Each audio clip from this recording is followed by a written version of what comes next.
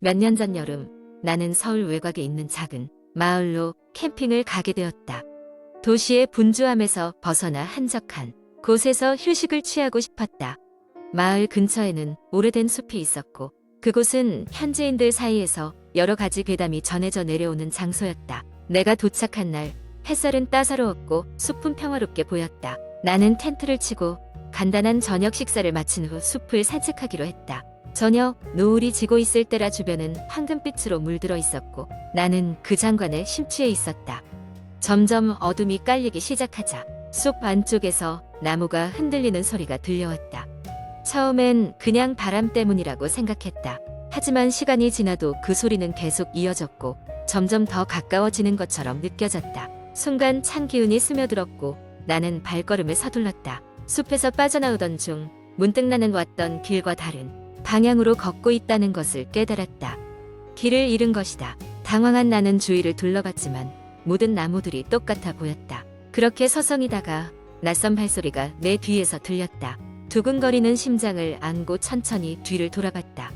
아무것도 보이지 않았다. 그러나 등골이 오싹해지며 누군가 지켜보고 있다는 느낌이 들었다. 나는 다시 발걸음을 재촉했다. 그러나 그때 어디선가 낮고 거친 목소리가 들려왔다. 도와줘. 그 목소리는 분명 사람의 것이었다. 나는 잠시 멈칫했다. 그 소리가 들려온 방향으로 조심히 다가가 보았다. 희미한 달빛 아래 웬 여자가 나무에 기대어 앉아 있는 것이 보였다. 그녀는 낡은 한복을 입고 있었고 온몸이 흙투성이었다. 어떻게 여기 있는 건가요? 나는 조심스럽게 물었다. 여자는 힘겹게 고개를 들었다.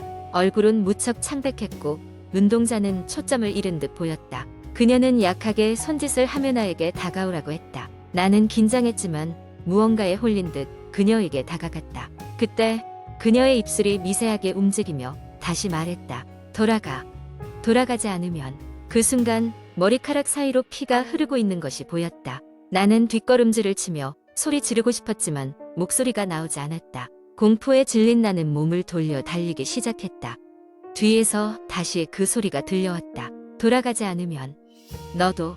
숲을 마구 헤집고 다니며 길을 찾았지만 점점 더 깊은 곳으로 들어가는 것만 같았다. 결국 나는 지쳐서 쉼터가 될 만한 큰 나무 아래 주저앉았다. 땀이 범벅이 된 채 가쁜 숨을 내쉬며 정신을 가다듬었다. 잠시 후 작은 빛 하나가 어둠을 가르며 다가왔다. 그것은 작은 랜턴을 든 마을의 한 노인이었다.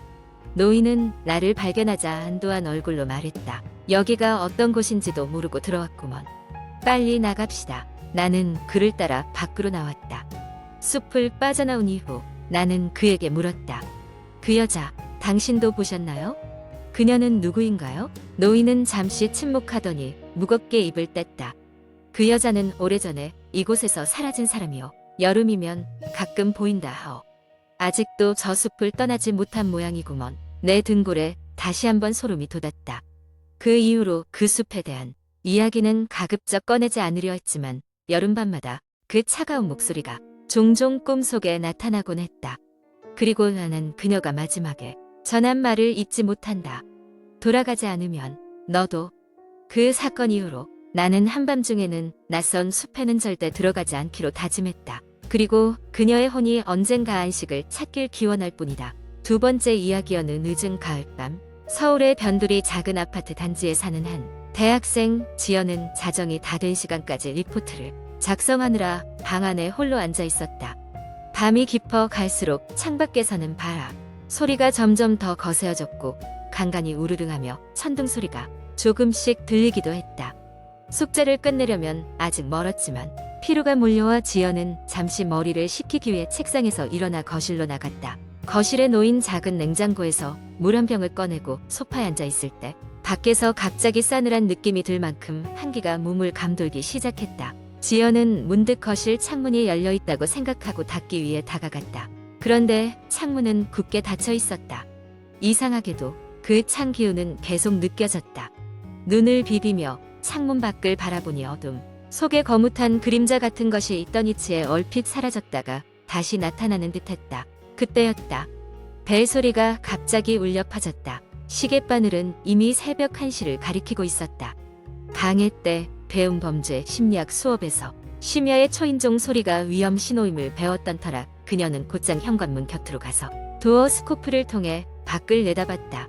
하지만 어두운 복도에는 아무것도 보이지 않았다. 문을 여는 대신 문을 잠그고 안심하려는 순간 다시금 차가운 소름이 척추를 타고 흘러내렸다. 잠시 후 반층 아래 계단에서 낮은 목소리로 웅얼거리는 소리가 들려왔다. 지연은 소파에 앉아 있던 것을 멈추고 발소리를 죽이며 조심스럽게 돌아보았다. 그 소리는 점점 더 가까워지고 있었다. 그녀는 침묵을 깨기 싫어 숨을 크게 쉬지도 못하며 방문을 서둘러 닫았다. 방 안의 불을 모두 끄고 침대에 누운 채 이불을 머리 위까지 덮었다. 공포에 질린 그녀는 눈을 감고 잠이 오기를 기다렸다. 침묵의 시간이 흐르던 중 불현듯 꿈인지 현실인지 알 수 없는 상태에서 지연은 어렴풋이 상상 속의 존재 같은 것을 보게 되었다. 흐릿하게 보이는 형체는 뭔가를 애타게 속삭였다. 나를 풀어줘. 여기서 꺼내줘. 라는 귀에 쏙쏙 박히는 말이 들려왔다. 놀란 지연은 그제서야 깊은 잠에서 깨어났다는 것을 알아챘고 몸을 굳게 하고 누워 있었다. 아침이 되자 여느 때보다도 투명한 햇살이 그녀의 방 창문을 통해 들어왔다. 마치 밤사이에 있었던 공포는 모두 사라지고 꿈에 불과했던 것처럼 느껴졌다. 지연은 새빛 아래 세수를 하고 평소와 다름없이 하루를 시작했다. 하지만 마음 한구석에서는 어젯밤에 그 으스스한 기운이 쉽게 가시지 않았다. 그리고 그날 저녁 그녀의 학교에서 그녀가 사는 아파트 바로 뒤편 사람들이 다니지 않는 낡은 공터에서 한 여성이 울부짖는 얼굴로 쭈그려 앉아있는 이상한 동영상이 인터넷에 올라왔다. 그것은 분명 그녀가 꿨던 꿈속의 그 형상이었다.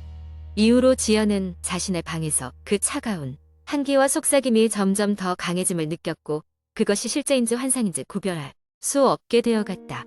늘상 거리를 걸을 때도 누군가의 시선이 평생 따라다니는 듯한 기분을 느꼈고 미약하지만 숨막히게 만드는 기시감은 그녀의 삶을 우울하게 만들었다.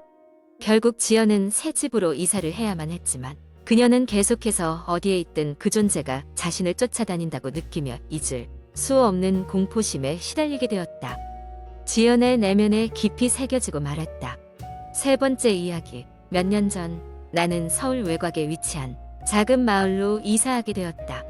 도심의 복잡한 삶에서 벗어나 조용한 생활을 꿈꾸며 인터넷 검색을 통해 발견한 이 마을은 나에게 완벽한 장소처럼 보였다. 동네는 아담하고도 고즈넉했으며 무엇보다 나의 아파트에서는 멋진 숲 풍경이 한눈에 들어왔다. 이사한 지 얼마 되지 않았을 때였다. 어느 날 밤 침대에 누워있는데 창문 너머에서 이상한 소리가 들렸다. 처음에는 바람 소리로 생각했지만 점점 인간이 낼 법한 낮고 흐느적거리는 소리가 확실해졌다. 창문을 열지 않았기에 바깥을 확인할 수도 없었다. 그날 이후로 그 소리는 매일 밤 반복되었다. 소리는 항상 비슷한 시간에 시작되어 1시간 정도 지속됐다. 처음에는 오싹한 마음에 밤마다 불안해했지만 점점 그 소리에 익숙해져 가기 시작했다. 그러나 어느 날 나는 문득 궁금증이 생겼다. 혹시 이 소리의 근원을 확인해 볼 수 있을까? 호기심이 두려움을 이기고 나는 한밤중에 과감히 창문을 열었다. 살을 애는 것 같은 바람이 혹 들어왔고 나는 몸을 떨며 바깥을 내다보았다. 달빛이 희미하게 비추고 있는 숲과 산책로에는 아무도 없었다. 하지만 소리는 분명히 더 가까이에서 들리고 있었다. 다음 날 나는 마을 주민들에게 그 소리에 대해 물어보기로 했다. 하지만 주민들은 그 소리 따위는 들어본 적이 없다는 듯 고개를 저었다. 모두 다 그렇다는 것은 아니었지만 그들의 반응은 대체로 무심했다. 나는 어딘가 기괴한 기분에 휩싸였지만 포기할 수는 없었다. 그래서 나는 마을 도서관을 찾아가 이곳의 역사나 괴담에 관한 자료를 찾아보기로 했다. 도서관 사서인 할머니는 내 이야기를 듣곤 잠시 고민하더니 낡고 먼지가 쌓인 책 한 권을 가져다 주었다. 책에는 마을에 전해 내려오는 전설 같은 이야기가 실려 있었다. 내용은 꽤 충격적이었다. 수십 년 전 이 마을에는 어느 가난한 여인이 살고 있었는데 그녀는 자신의 불행한 삶을 끝내기 위해 매일 밤 숲길을 따라 흐느끼며 걸었고 그 흐느낌을 들은 밤은 절대 혼자 다니지 말라는 경고가 담겨 있었다. 자꾸만 등골이 오싹해지는 이야기에 나는 마을 숲길을 자세히 살펴보았다. 산책로 곳곳에는 작은 제단들이 있었고 그 제단들은 늘 누군가가 올린 듯한 꽃과 과일 등으로 장식되어 있었다. 그중 한 재단 앞에서 나는 작은 편지 하나를 발견했다. 편지에는 더 이상 혼자 있지 않기를 위하는 짧은 글과 함께 마치 빌듯이 간절한 수많은 손글씨가 겹쳐져 있었다. 그날 밤 다시 그 소리가 들려왔다. 나는 깊은 숨을 들이마시고 다시 밖을 살펴보았다. 그때 산책로 끝에서 무엇인가 빠르게 스쳐가는 모습이 보였다. 나는 두려움에 발을 땅에 고정한 채 바라보았는데 그것은 분명 사람들이 전설로 말하던 그녀의 모습인 것 같았다. 움직임 하나하나가 슬프고도 애절하게 다가왔다. 그 이후로 나는 다시는 그 흐느낌을 듣지 못했다. 나는 여전히 그 마을에서 살고 있지만 언젠가 그 여인의 슬픔이 완전히 사라지기를 바라며 매년 재단에 꽃을 바치고 있다. 이 이야기가 정말로 그녀를 위한 위로가 될지는 모르겠지만 적어도 나는 묵묵히 그녀의 존재를 기억하고 싶었다. 이렇게 한때 나의 두려움이었던 소리가 결국 평화를 찾길 바라는 소망으로 변하게 되었다. 마을 사람들 역시 그 소리의 기억을 찾고 가끔씩 나와 함께 재단을 장식하기 시작했다. 우리는 도시에 살던 시절보다 더 많은 것을 나누며 살아가고 있었다. 그러나 그때마다 문득 떠오르곤 한다.